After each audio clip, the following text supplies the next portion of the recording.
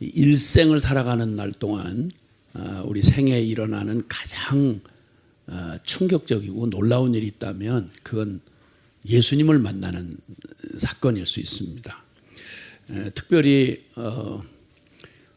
직접 예수님을 보았던 12 제자들, 그 시대의 사람들 빼고는 사실은 예수님을 만나는 게 우리는 그 증인들이 전해주는 말씀, 특별히 그 진리를 우리에게 일찍이 오실 예수님을 말씀해 주시고 또 오신 예수님과 그리고 또 앞으로 다시 오실 예수님을 말씀해 주는 정말 천하유일의 살아계신 하나님의 말씀인 성경을 우리가 선물로 받았다는 게 정말 너무너무 감사한 일이고, 또 그 성경 속에서 어쩌면 그렇게 시대를 초월해서 세상은 다 변하고 사람들은 바뀌는데 어떻게 그렇게 시대가 바뀌고 인물들이 다 바뀌었는데도 그때 그 얘기가 2000년 전 얘기가 어떻게 그렇게 그대로 우리의 모습을 그대로 보여주는 그런 모습이 될까, 참 신기하기 짝이 없습니다. 성경은 가장 오래된 책이죠.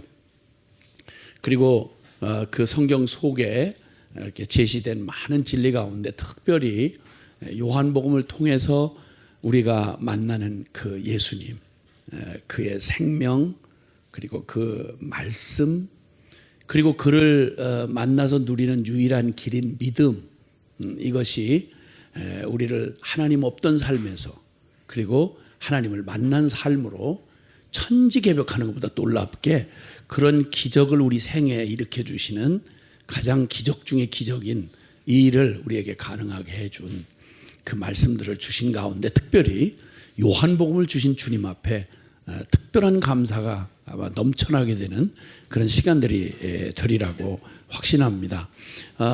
요한복음 그 1장을 가보면요, 요한복음 1장 1절부터 우리 18절까지에 있는 말씀인데 함께 우리 또 방송으로 참여하신 분들도 같이 성경은 분명히 이렇게 준비하고 계셔야죠.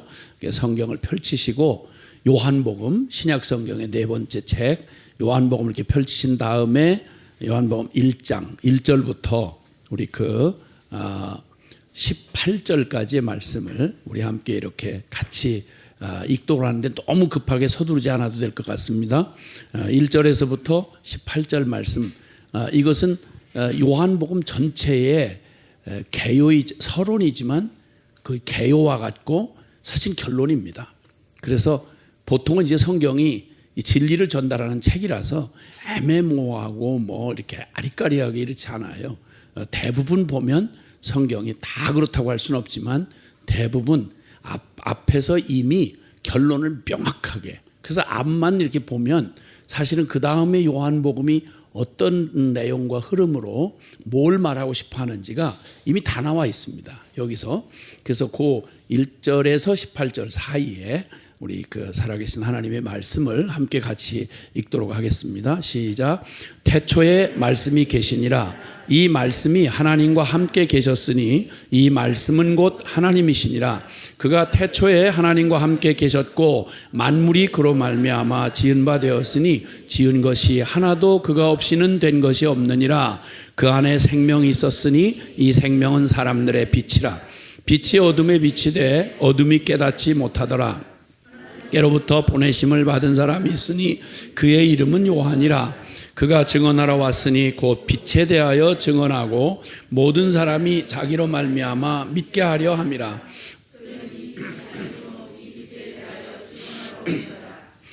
빛 곧 세상에 와서 각 사람에게 비추는 빛이 있었나니 그가 세상에 계셨으며 세상은 그로 말미암아 지은 바 되었으되 세상이 그를 알지 못하였고 자기 땅에 오매 자기 백성이 영접하지 아니하였으나 영접하는 자 곧 그 이름을 믿는 자들에게는 하나님의 자녀가 되는 권세를 주셨으니 이는 혈통으로나 육정으로나 사람의 뜻으로 나지 아니하고 오직 하나님께로부터 난 자들이니라.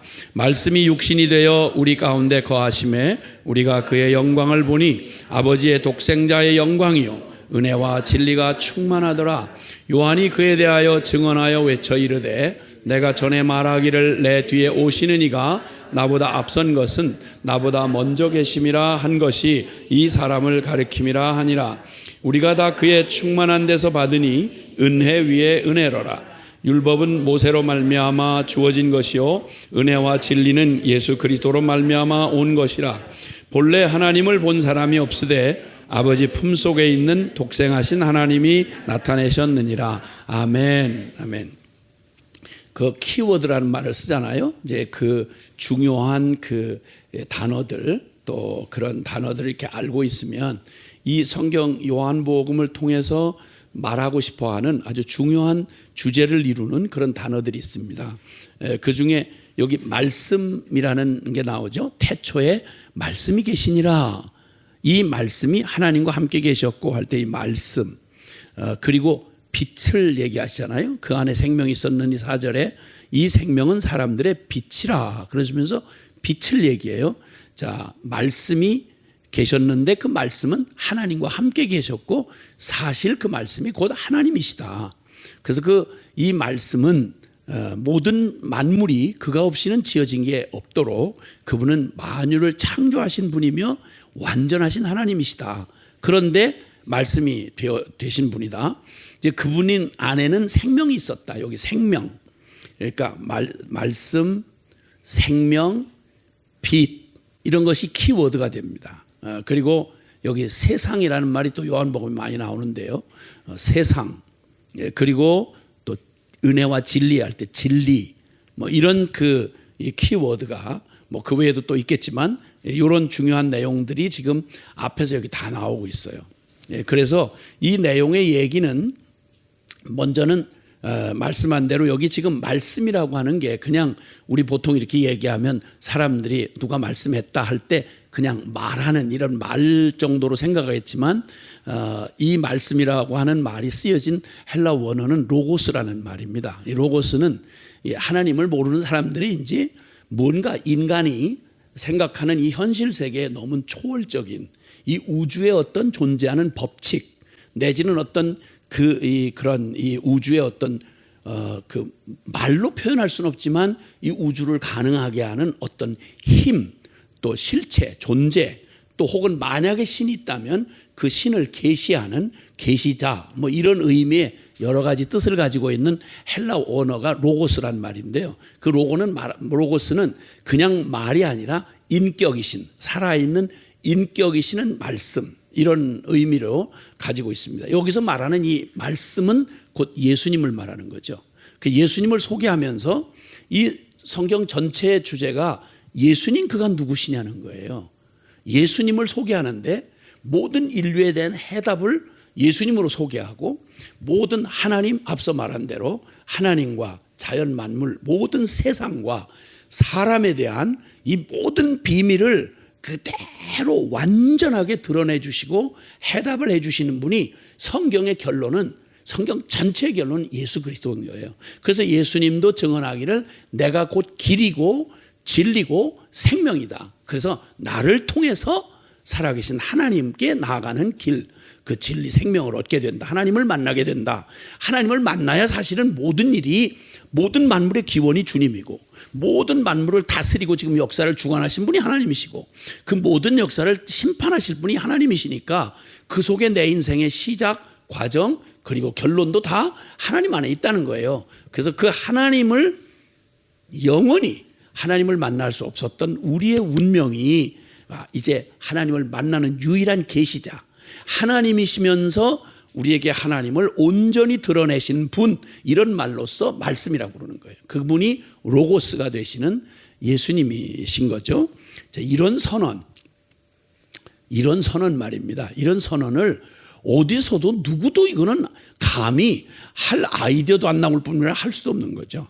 뭐 수많은 신화들이 있고 뭐 잡다한 인간들이 만들어낸 인간 수준의 그러한 뭐 신화 얘기라는 거 뻔하잖아요. 다들 각 나라마다 역사마다 다 있는 건데 신화하고는 아야 얘기가 다른 거죠.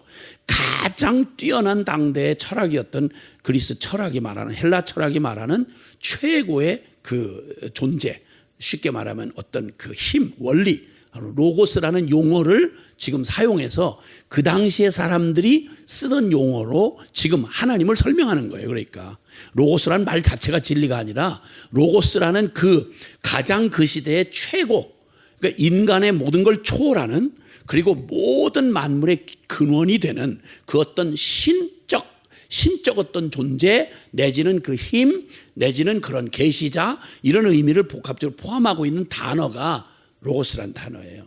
이게 단어 생각하는 게 굉장히 어려운 게요. 제가 몽골에서 선교사님들이 이제 성경을 번역을 해야 되겠는데 하나님이라는 말을 담아낼 수가 없는 거예요. 하나님.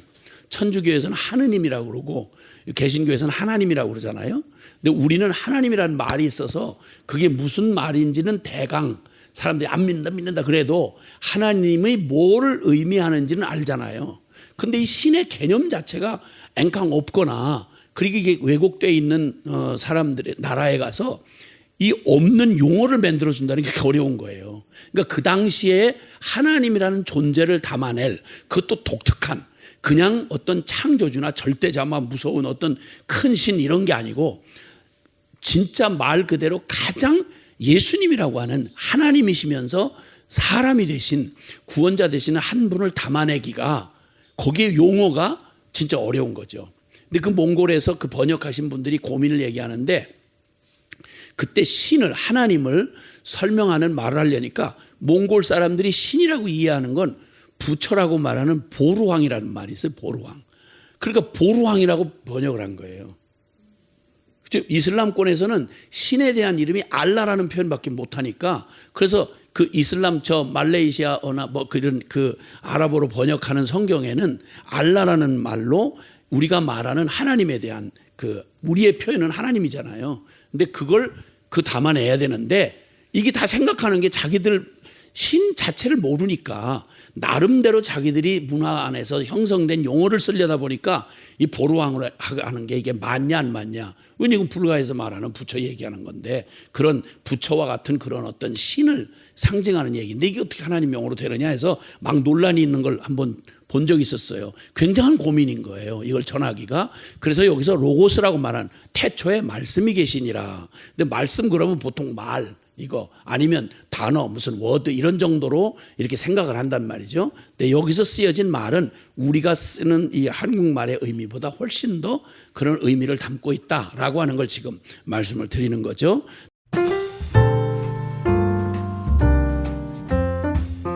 태초에 말씀이 계셨다. 이 말씀 예수님이 계셨다 이 말이에요. 근데 이 말씀이 하나님과 함께 계셨는데, 성부 성자 성령 삼위 하나님 가운데 하나님이셨으나 그 하나님이 태초부터 하나님이셔서, 태초부터 하나님과 함께 하셔서 창세 전부터 이 모든 만물을 지으셨는데, 만물이 그로 말미암아 지은 바 되었는데 지은 것이 하나도 그가 없이는 지어진 게 없다 이 말이에요. 그러니까 그분은 완전한, 먼저 영원전부터 계셨던 선재하신 인간이 아니고 참 하나님이시고, 그리고 그분은 또 선지하실 뿐만 아니라 진짜 살아계신 인격을 가지신 바로 그분이시고 하나님이시고 살아계신 하나님이시고, 그리고 만물을 창조하신 창조주세요.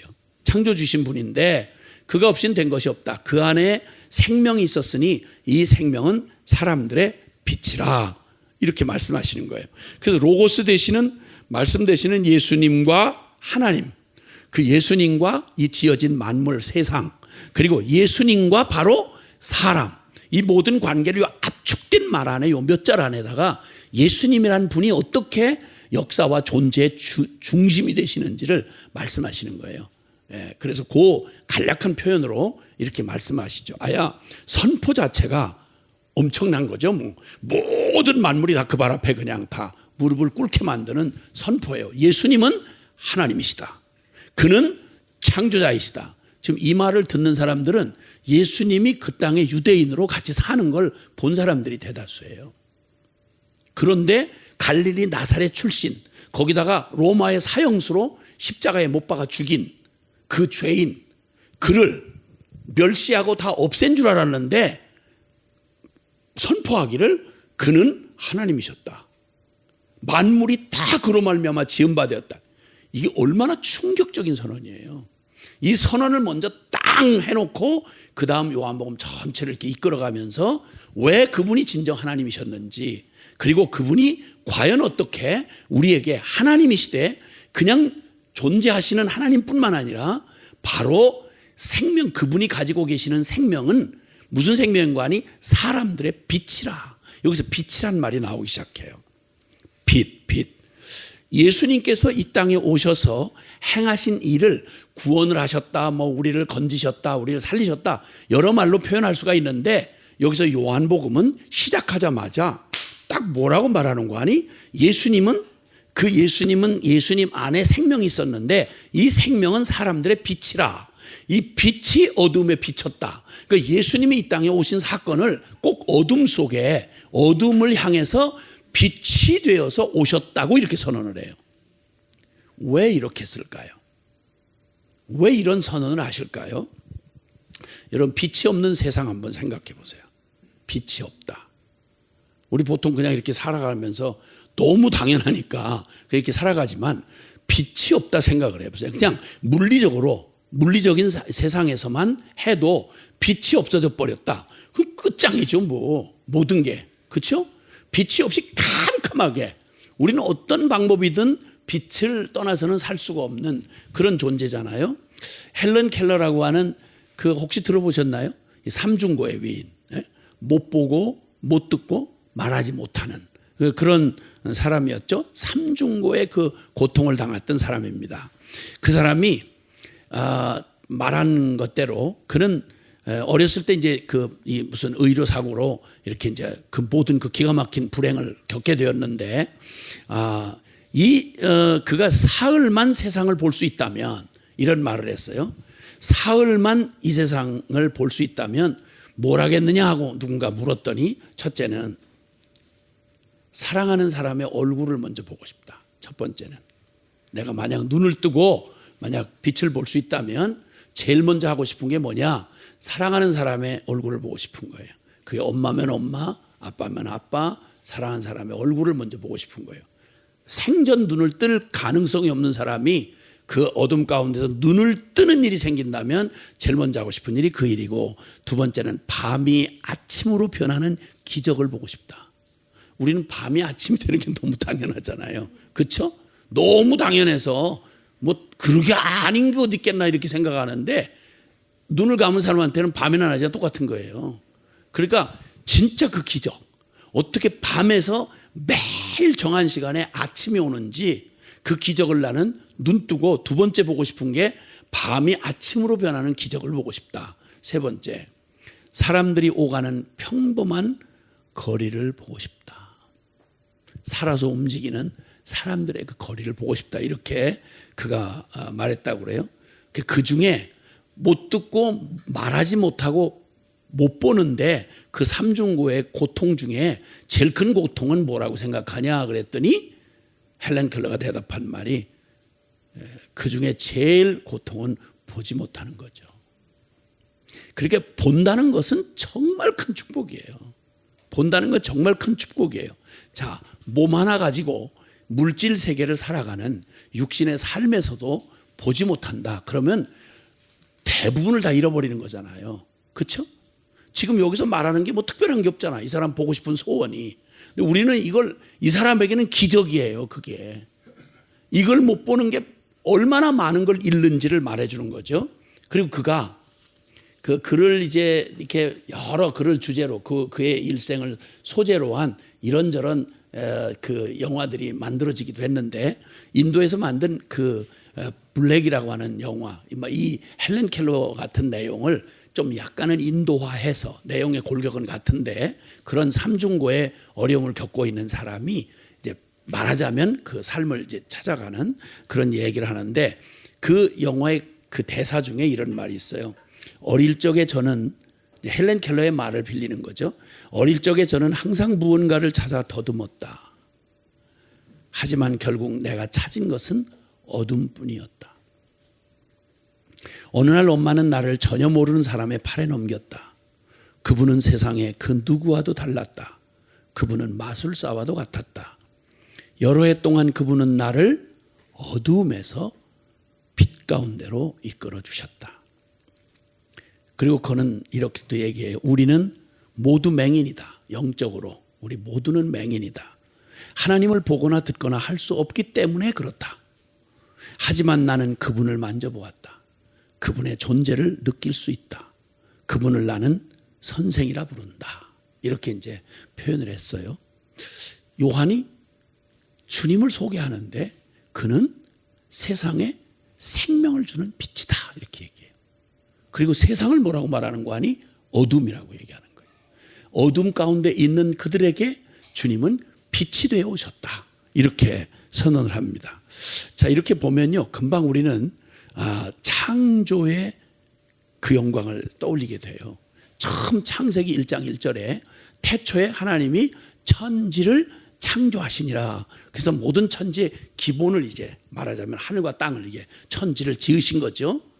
자, 그리고 주님이 가장 먼저 모든 기반이 되는 거 말고 실제 이제 창조의 순서 들어갈 때 제일 먼저 하신 일이 뭔지 아세요? 뭘 지었는지 아세요? 빛이 있으라 그러셨어요. 빛이 있으라.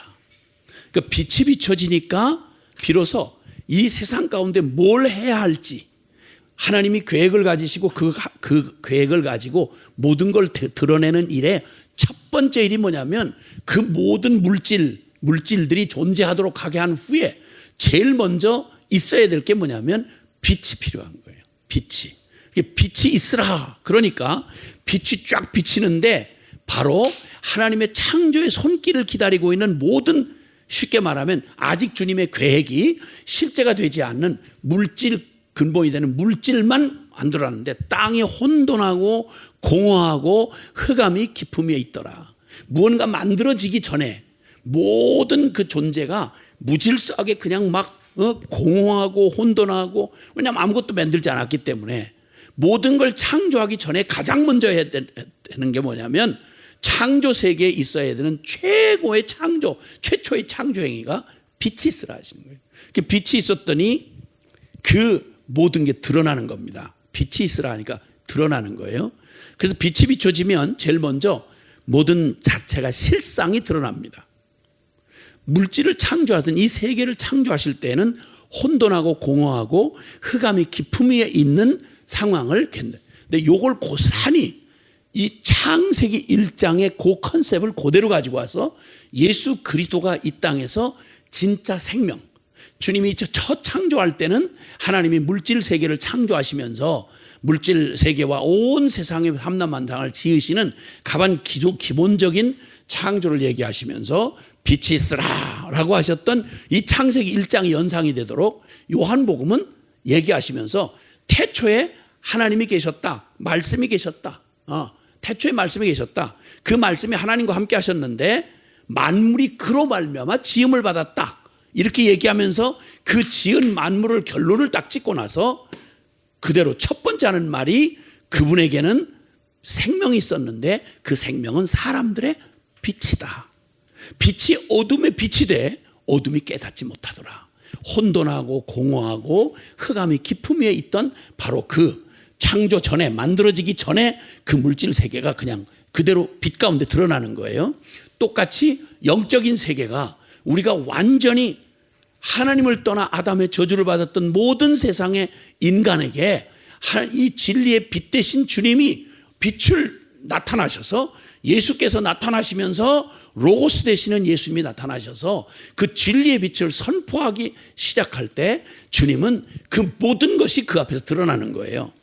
목마른 영혼, 두려움에 사로잡힌 인생들, 그리고 허무하기 짝이 없는 우리의 삶, 이게 그냥 그대로 혼돈하고 공허하고 흑암이 깊음에 있던 바로 그때 그 당시에 이 지구의 모습처럼, 이 땅의 모습처럼 우리의 영혼이, 하나님 떠난 우리의 영혼이 만져지지 않은 혼돈된 빛을 떠난 어둠 가운데 있었던, 그러니까 빛이 어둠에 비쳤다 이렇게 말해요.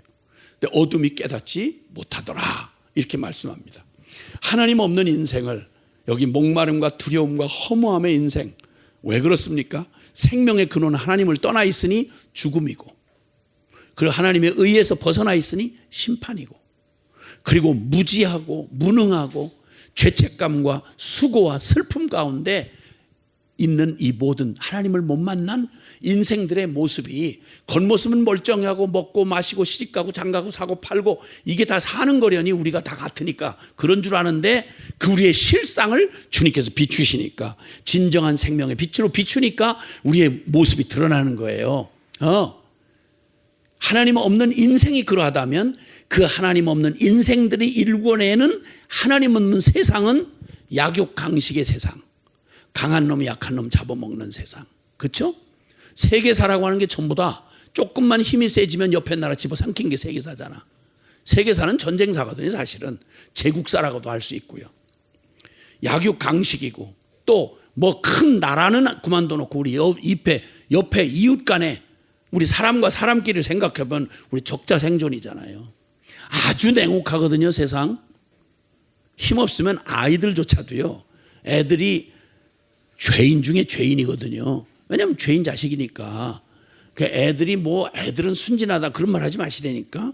순진할 때만 순진한 거고 하여튼 애들 무서워요. 본능으로 행동을 하는데 이 심장병 해가지고 어린애가 막 이렇게 저거 하면 얘들을 돌보아 주지 않아요. 애들이 무섭게 잔혹하게 때리고 무섭게 애들 짓밟고 이래요. 정말 무서워요. 이거 애들 하는 짓이 정말 무서워요. 물론 아름답고 이쁘고 눈에 넣어도 안 아플 만큼 그런 건 그건 사실이죠. 어떻게 하겠어요. 그런데 그 본래 그 심성은 그렇단 말이에요. 적자 생존, 이게 조금만 힘이 세워지거나 스토리만 갖춰지면 살인, 폭력, 불법, 죄악, 이걸로 첨철이 된 게 하나님 없는 인생이요 하나님 떠난 세상을 어둠이라고 말씀하시는 바로 그 얘기예요. 어둠. 그런데 여기에 빛이 오기 전에는 그게 단 줄 알고 살아. 그런데 빛이 딱 오고 나면 실상이 드러나. 빛이 있으라 하시니까 딱 실상이 드러나. 그 실상이 드러나고 나면 먼저는 실상이 드러나야 하고 그 다음에 실상이 드러나고 나니까 분리가 일어나요. 그래서 바다와 육지를 가르시고 그리고 공중에 궁창 위에 하늘과 궁창 아래 하늘로 나뉘고 모든 것이 제자리를 찾아 들어가기 시작하는 거예요. 먼저는 분별이 돼야 돼. 빛이 딱 와서 뭐가 왜곡됐는지 뭐가 비틀렸는지 뭐가 잘못됐는지 복음 앞에서 우리가 발견한 충격이 바로 뭐냐면 내가 죄인이었구나. 정상인 줄 알고 살았던 내가 엉망진창이었구나. 소망 없었구나. 이게 이제 진리의 빛이 비춰질 때 그것이 모든 게 드러나죠. 그래서 이젠 그렇게 될 때 버릴 거 버리고 나눌 거 나누고 그래서 우리의 영적인 실상이 그대로 드러나서 우리의 이 내가 나라고 철석같이 사랑하고 아끼고 살아왔던 내 자아가 내 이 자아가 얼마나 끔찍한 음란과 부정과 사욕과 악한 정욕과 탐심 법을 말하고 정의를 말하고 진실을 말하지만 철저하게 자기 사랑에 딱 들어가면 자기 집착으로 딱 변해버리면 내게 이익이 되냐 안 되냐에 따라서 내로남불이 되는 거죠. 내가 하면 로맨스고 남이 하면 불륜이 되는 거고 그냥 진짜 그렇게 교활하고 그렇게 모든 인간이 그 능력에 있어서는 예외가 없는 거예요. 근데 그런 지독한 자아사랑과 자기중심에 아주 무서운 나 하는 나의 실체가 항상 오른쪽으로 반응을 하면 좋겠는데 이게 얼마나 웃기는지 남을 판단하고 정죄할 때는 그 기준이 있다는 거죠. 그러니까 거기에다가 기본 양심만 해도 그런데 진리의 빛 되신 주님이 가장 정확한 모델, 가장 정확한 진리를 비춰주시면 변명할 여지 없이 그냥 그대로 자기가 노출되고 드러나는 거예요. 자기의 속에 겉으로는 멋있게 순수한 것처럼 가장하고 막 진실한 것처럼 하지만 빛을 싫어하는 이유가 뭐냐면 내 실상이 드러나니까. 그러니까 싫어하는 거예요. 여기 지금 금방 말하는데 여기 주님이 빛이 어둠에 비치는데 어둠이 깨닫지를 못하더라. 그리고 쭉 주님이 그가 세상에 계셨는데 참빛고 세상에 와서 각 사람에게 비추는 빛이 있었다. 그런데 그가 세상에 계셨으며 세상은 그로 말미암아 지은 바가 되었는데 그런데 세상이 그를 알지 못하였고 아야 자기 땅에 오셔서 부인할 수 없고 핑계할 수 없는 그 말씀을 받을 수밖에 없고 그 주님 알 수밖에 없는 이스라엘이 그들이 영접지 아니야, 내치더라 이 말이에요. 그리고 빛을 싫어하여 빛 자체를 싫어해요. 존재적으로 내가 어둠 자체이기 때문에. 그래서 이렇게 우리를 완전하게 먼저 주님이 생명으로 오셔서 가장 먼저 하시는 일이 뭐냐면 빛을 비춰주시는 거예요. 그래서 주님이 하시는 구원 역사를 빛으로 얘기하신 목적이 바로 여기에 있는 거예요. 주님은 바로 어둠 가운데 있는, 사망 가운데 있는, 하나님을 떠나서 완전히 우리 존재의 목적을 잃어버린 채 소망 없이 이게 내쳐진 우리에게 생명을 주시는 생명의 빛이 되셔서 오셨다. 이게 성경 전체의 사상이죠. 에베소서 우리 4장에 보면, 에베소 4장 한번 보시면요, 에베소서 4장에 보시면 에베소서 4장 8절 9절 같이 함께 보시죠. 시작. 너희가 전에는 죄송합니다. 이게 제가 4장이라고 그랬죠. 5장인데 5장 죄송해요. 5장 그 8절 9절입니다. 시작. 너희가 전에는 어두움이더니 이제는 주 안에서 빛이라. 빛의 자녀들처럼 행하라. 빛의 열매는 모든 착함과 의로움과 진실함에 있느니라. 아멘. 이거 옳은 줄 다 알잖아요. 그렇죠? 빛에 해당하는 거, 착함과 의로움과 진실함, 이게 빛에 해당하고 옳은 거예요. 그런데 우리는 어둠 가운데 있었어요. 정반대에 있었던 거죠. 그러니까 전에 너희는 어둠이었다. 그런데 이제는 주 안에서 빛이다. 그러니까 예수 그리스도가 오셔서 그분이 구원자가 되셨다는 말은 우리를 어둠 가운데 생명에서 떠나 있고 의로움에서 떠나 있고 착함에서 떠나 있는 우리에게 빛을 딱 비추시면서 우리에게 생명의 빛을 비추어서 우리를 빛의 자녀들로 바꾸셨다. 이렇게 말씀합니다. 14절. 5장 14절 시작. 그러므로 이르시기를 잠자는 자여 깨어서 죽은 자들 가운데서 일어나라. 그리스도께서 너에게 비추이시리라 하셨느니라. 아멘. 주님의 구원 역사를 비춘다 이렇게 표현해요. 빛으로 표현하고 계세요. 자, 그리고 주님이 이제 비추어 주시는 이런 것을 통해서 우리의 모든 것이 첫째는 드러나고요.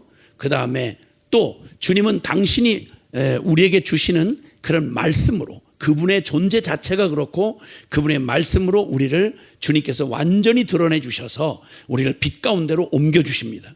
골로새서 1장 13절도요. 우리의 운명을 바꾸신 얘기를 이렇게 말합니다. 골로새서 1장 13절에 보면 13절에 그가, 우리가 같이 읽어볼까요? 시작. 그가 우리를 흑암의 권세에서 건져내사 그의 사랑의 아들의 나라로 옮기셨으니. 아멘.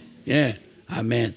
그러니까 우리를 흑암의 권세, 저 어둠에서, 그 저주에서, 사망에서 우리를 건져서 이 빛이신 사랑의 아들의 나라로 우리를 옮겨주셨다. 이렇게 표현을 합니다. 그래서 성경 처음 요한복음이 예수님을 소개하시면서 그는 로고스다. 말씀이신 하나님이셨다.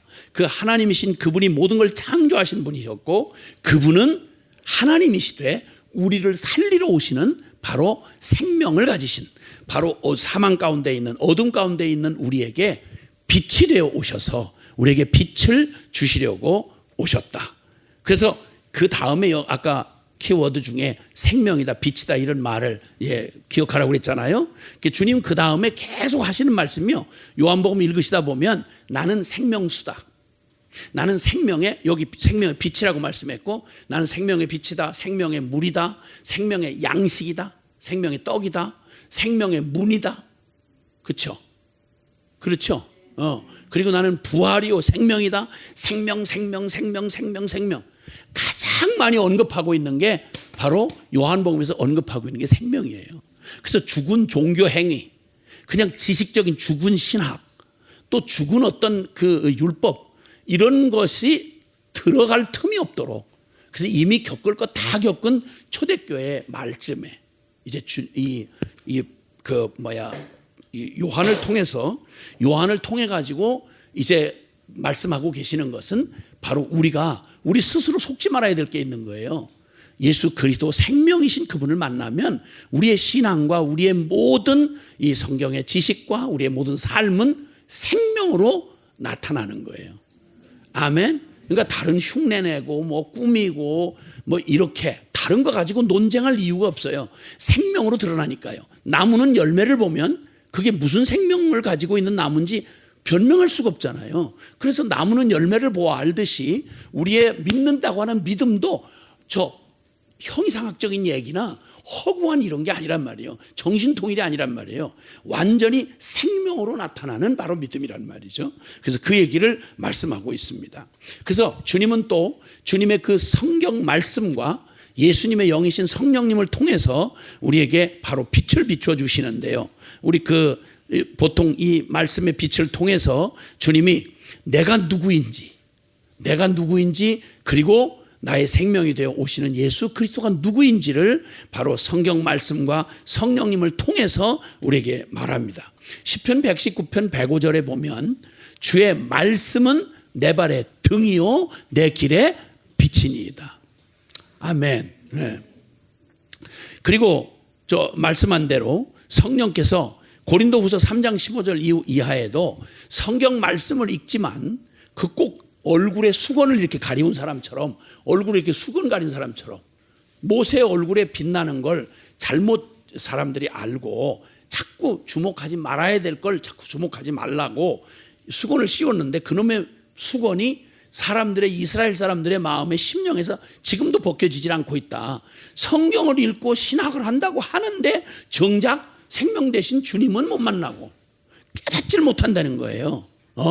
빛이 비춰져야 돼요. 그래서 성령께서 이 진리의 빛을 비춰 주실 때 비로소 우리는 바르게 성경을 읽어도 신학을 해도 말씀을 들어도 제대로 이 말씀의 주가 되시는 주님을 만날 수 있다는 것이죠. 아멘. 요한복음 동일한 말씀들을 계속 하시는 중에 요한복음 5장 39절에 보면 요한복음 5장 39절에 보면요. 요한복음 5장 39절에 보면 이렇게 말씀합니다. 시작. 너희가 성경에서 영생을 얻는 줄 생각하고 성경을 연구하거니와 이 성경이 곧 내게 대하여 증언하는 것이니라. 40절. 그러나 너희가 영생을 얻기 위하여 내게 오기를 원하지 아니하는도다. 아멘. 못 보는 거예요. 그러니까 성경이 다 예수님을 증언하는 말씀인데 이게 빛이 비춰지질 않으니까 성령께서 비춰주시지 않으면 이놈의 수건이 벗겨지질 않고 예수님 성경을 연구한다고 하면서도 성경이 말하는 그렇게도 소리치는 예수님을 못 본다는 거예요. 기가 막힌 영적 소경을 얘기하는 거죠. 그래서 주님이 제일 먼저 오셔서 우리에게 행하시는 구원의 역사를 빛으로 오셨다고 말하는 건 너무 당연한 말씀이에요.